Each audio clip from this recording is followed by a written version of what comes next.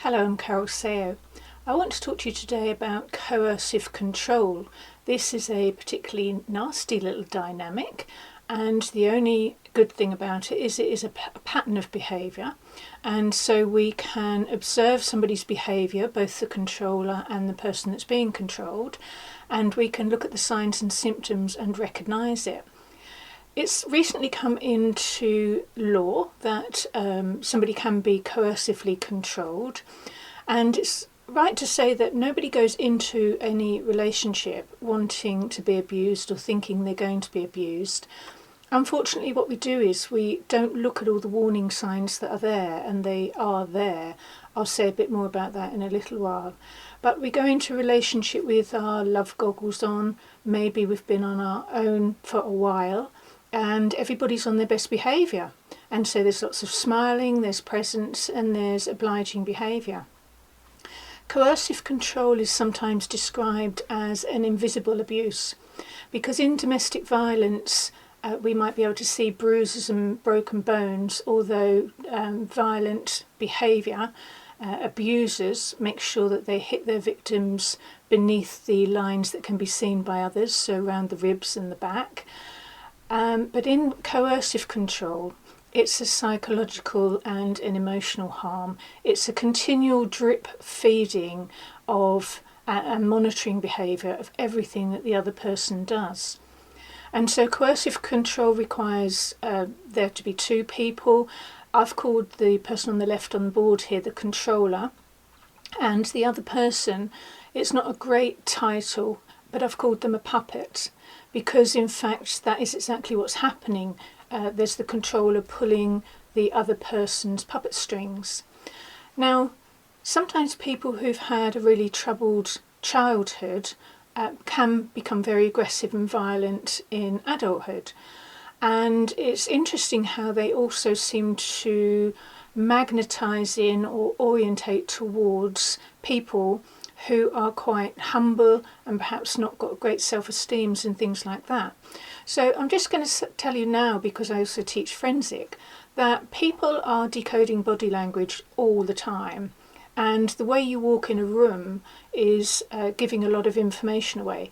And so somebody who's a controller, who's looking for a puppet, knows by the way you're walking and talking, if you're being too giggly, too obliging on a first date, then these are all signs that you're possibly going to be gullible later on. So coercive control is a pattern. It is a pattern of behaviour that is controlling, intimidating, threatening, and causes harm. And a lot of people find it difficult to understand how somebody can be in such a toxic relationship like this and stay in the relationship.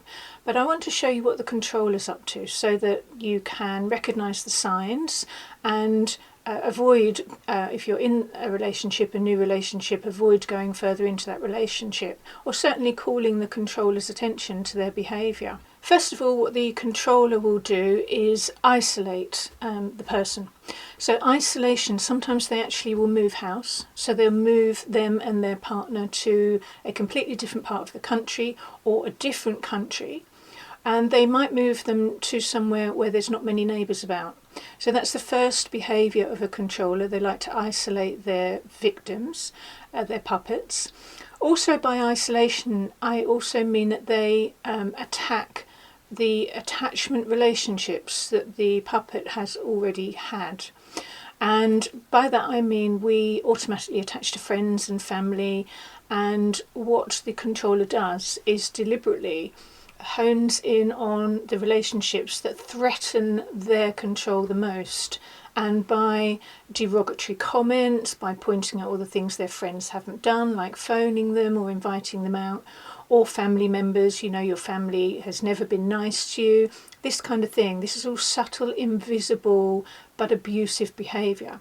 So the first thing a controller is going to do is try and isolate the person they're with by fracturing, disrupting, or breaking all of the attachment bonds, and they do that by isolation. Also, if you do keep hold of a friend, even by text, they are going to be looking in your mobile phone, checking your Facebook account and your phones at home and your laptop and things like this, because another thing that the controller does in order to disrupt your attachments is measure and monitor everything that somebody does throughout the entire day, and they will hold you account to that. So you might have had quite a nice day, you come home in the evening and they're on the sofa looking miserable, and they've got a whole list of things that you haven't done for them, because it's very narcissistic, the controlling position. And they also want you to explain, why you got certain type of fish out of the freezer when they had specifically told you they wanted to eat steak that night. There's also a correlation between controlling and aggressive people and high testosterone, so I'm just going to chuck that in the mix here. And the next thing the controller is going to do is going to stream abuse. So if you look at this, they are focusing in on their victim, the puppet, and they're isolating them, they're breaking all of the threats to that isolation, either physically or emotionally or psychologically on the phone and by text and things like that. And then the next thing they're going to do is stream abuse. So what do you think you're wearing? What rubbish are you watching on the television? Who do you think you are? Nobody wants you. This kind of things are very common sentences and behaviours that an abuser, a controller, will say. By this point, it might be that there's also a pattern now of creating a big argument so that then the abuser can punch, kick, whatever, their victim. And then the following day they offer some kind of present, so somebody can have a broken arm, but they say, well, but it doesn't matter because he's bought me this present, so I know he's upset about it, and anyway he had a hard childhood. Well, the reality about childhood is that most people I've ever met have had a hard childhood, one way or another, but we can't take that out on other people. If somebody's got an aggression problem, then that has to be dealt with outside of the relationship, really, and not to use their other person to project all of their aggression onto. That's what's happening here.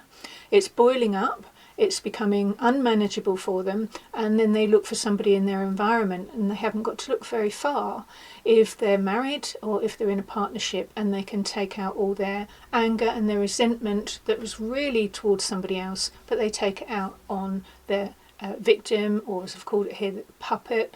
And it's not a nice term, I'll just return to that, but I really want you to understand that they pull invisible strings that are really manipulative, and they are enabled to do that because they're invisible.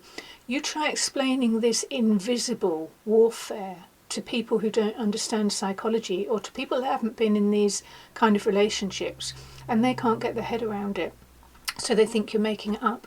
Now look how this also then feeds into the disempowerment of the person who's being manipulated.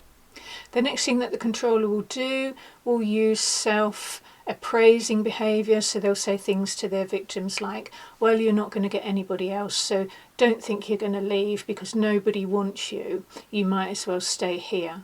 And they convince, by a process of continual drip feeding, monitoring, manipulation, humiliation, all the things that actually disable a human from functioning, approval being one of the main things that we desire, they will withhold all of that. And so there really is this puppet string situation going on. Whenever I'm talking about psychology and these particular patterns, or any form of psychology really, this is one of the most or perhaps more unpleasant ones, not the most, but the more darker pattern. I always like to try and understand what on earth has happened here. Why has the controller got to that angry, abusive position that they're in, and how come the person that they're puppeting has gotten into this situation also? So I studied the root cause of anger. And underneath anger are frustrations, you'll find wounds, a lot of them from childhood. But also when somebody's becoming controlling, then really the underpin of controlling behaviour, such as in coercive control, is that at the root of the control is the fear of the loss of control. So actually the controller is secretly harbouring an immense, huge fear that they're losing control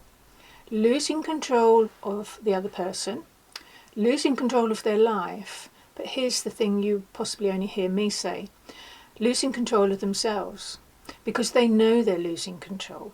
When they're hitting, abusing, trying to control other people, the fear that they are attempting to deny to themselves is that they're scared that they have lost control. And it might be way back then when they lost control as a child, because as children we don't have that much control, and now as an adult they might just be angry, hurt, and they're taking that out on people around them. So I've done 3 things for you. I've tried to explain here in finite terms, giving you examples and the strategies that are used. I've also written many years ago an article I'm quite proud of called Chip Psychology, and it's available for you to read free on my website. If you go on to carolesawo.com, look in articles, you'll find Chip Psychology. And Chip Psychology is really about how can you spot an abuser on your very first date, and it's got everything to do with your food on your plate. So have a little read of that article. And then the third thing I do is every so often I run a seminar on mind control in my own college that I've created. So sometimes that's in class, and then there's a view to me putting that particular seminar available in the online study tour at Hebe College. So please have a look at all this information that I'm giving you and share the video with somebody. You know, there are lots of centres for domestic abuse. It takes an immense amount of courage, because if you look back at this dynamic, the word that's not on the board there, which I'm going to sum up this tutorial, is to use the word power, because the controller's doing everything to ensure power. So the very last thing that they do is manipulate the money. You see, whoever's holding the bank account controls the whole environment, and so controllers might not be obviously aggressive individuals. They might go into the office wearing a nice suit, being polite to everybody during the day, and then coming home and taking it out, any of their pent-up aggression during the day, on the person they are living with. And so money and power go hand in hand here. And what they'll do is sometimes they'll give the puppet something like £5 a day, and they're supposed to buy all of their products and the family food from a very small amount. Or if they do have a credit card, then they sit down with them and go through that credit card. What have you spent and where have you been? And they're looking for excuses to trip the other person up. That's what's happening here. Generally speaking, why a lot of women stay married is because they have not developed the muscle for financial independence. Now, that might not sit well with you, but I'm just going to say it how it is, because that's not a criticism on women, but a lot of women find it difficult to make their own money and to become self-supportive and independent. And if you notice the controllers, they'll never choose a woman who has financial independence unless they're attempting to siphon off her bank account. But money has a big part of it, and so the person who's been the puppet has no friends, they're isolated in the country, maybe a different country, and they have no money and they have no power. So how on earth are they going to get out of this? Well, I'll tell you something about attachments. Even if you are the person that is in this awful toxic situation, I can tell you that one of your attachments has still survived, even though the controller and you even maybe hasn't invested in it in a very long time.